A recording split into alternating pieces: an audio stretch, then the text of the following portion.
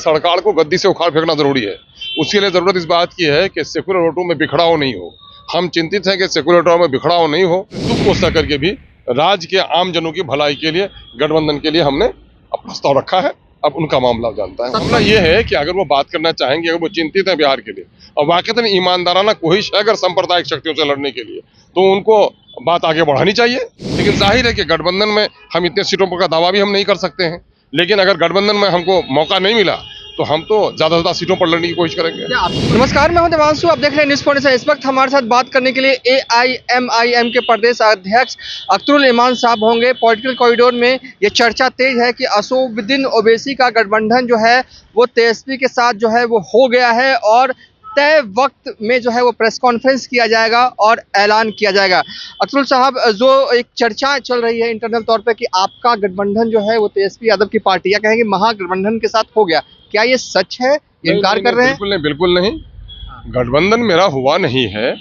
मैं चिंतित हूँ आगामी असेंबली इलेक्शन के ताल्लुक से कि बिहार का जो नुकसान नीतीश जी ने और बीजेपी ने मिलकर कर दिया है, यहाँ के सौहार्द का जिस तरह समापन कर दिया है, नफरत की आग जिस तरह से पूरे बिहार में लगा दी है, आज तक पलायन नहीं रोक पाए। शराबबंदी के नाम पर तमाम तरह ठगी के पैसे जा रहे हैं दलालों को और सरकारी खजाना में नहीं जा रहे हैं। ये सारी चीज़ें चिंता का विषय है। एजुकेशन को चौपट कर दिया है, सौहार्द को बिगाड़ दिया है और दलितों को और मुसलमानों को नौकरी से वंचित रखा है। बिहार में जो जाति आधारित गणना की रिपोर्ट आई है उसमें 20% जो शेड्यूल कास्ट के लोग हैं उनकी 4 लाख नौकरी होनी चाहिए, 3 लाख नौकरी उनको मिली, लगभग 1 लाख से ज़्यादा नौकरी उनकी चली गई।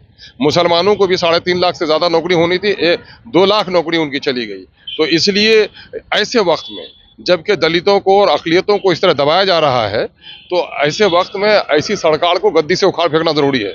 उसके लिए ज़रूरत इस बात की है कि सेकुलर वोटों में बिखराव नहीं हो। हम चिंतित हैं कि सेकुलर वोटों में बिखराव नहीं हो और जाहिर है कि हम तो इंसाफ की लड़ाई लड़ रहे हैं, लेकिन राजद और कांग्रेस सत्ता की लड़ाई लड़ रही है। तो सत्ता की लड़ाई लड़ने वालों को समझदारी पैदा करनी चाहिए और सेकुलर वोटों को बिखरने नहीं देना चाहिए। हमने अपने दायित्व का निर्वहन कर दिया है। अब उसके इसमें पाले में गेंद है, वो जो कुछ करना चाहे।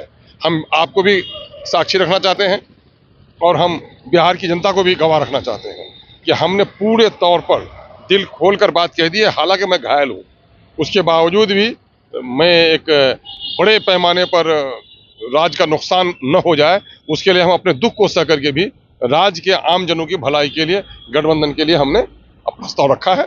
अब उनका मामला जानता है। सत्ता फिर से एनडीए में न चली जाए इसलिए आपने प्रस्ताव दिया। प्रस्ताव कैसे भेजा है? मतलब चिट्ठी के माध्यम से खुद मिलकर? मैंने उनके जिम्मेदार लीडरों से बात की है। अरे राजद में मैं रहा हूँ तो पुराने दिनों से उन लोगों से ताल्लुकात रहे।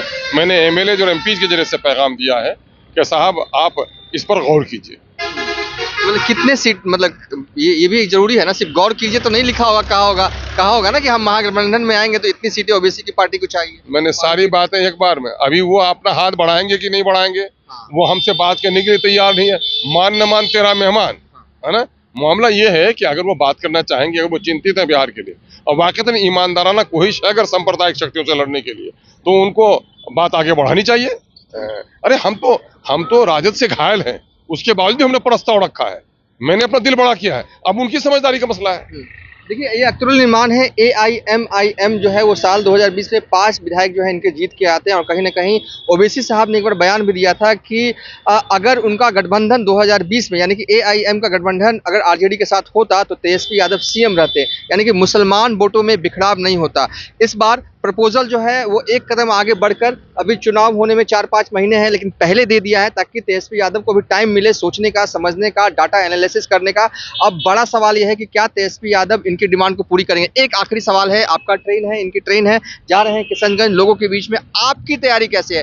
AIM कितनी सीट पर तैयारी कर रहा है? देखिए, 25 जिला में मेरी पिछले दिनों में भी तैयारी थी और आज मजबूती से तैयारी है।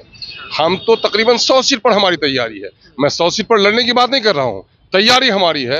अंतिम फैसला हमारे national president barrister Asaduddin Owaisi साहब लेंगे कि कितनी सीटों पे लड़ना है, नहीं लड़ना है। लेकिन जाहिर है कि गठबंधन में हम इतने सीटों पर का दावा भी हम नहीं कर सकते हैं। लेकिन अगर गठबंधन में हमको मौका नहीं मिला तो हम तो ज्यादा से ज्यादा सीटों पर लड़ने की कोशिश करेंगे। क्या आपकी कोई मुलाकात RJD के नेताओं से कब होगी? कोई तारीख मुकर्रर हुई है किशनगंज? मैं जिन लोगों से द्वारा मैंने संदेश भेजा है उन लोगों ने कहा कि हम लोगों ने बात पहुंचाई है और इस पर चिंतन मंथन वो लोग करेंगे और आपसे जल्द ही हम कोई खबर देंगे। अभी हम लोग कोई निगेटिव भी नहीं सोच रहे हैं, हम कोई पॉजिटिव भी नहीं सोच रहे हैं। हमने अपनी जिम्मेदारी का निर्वहन किया है, बाकी जिम्मेदारी उनकी है। तो ये सियासी चाल जो है एआईएम की तरफ से जो है वो चला गया है बिहार में। चाल ये कि एआईएम चाहती है कि इस बार महागठबंधन का हिस्सा वो बने। फिलहाल अभी तक के लिए इतना ही। आप देखते रहिए न्यूज़ फॉर नेशन।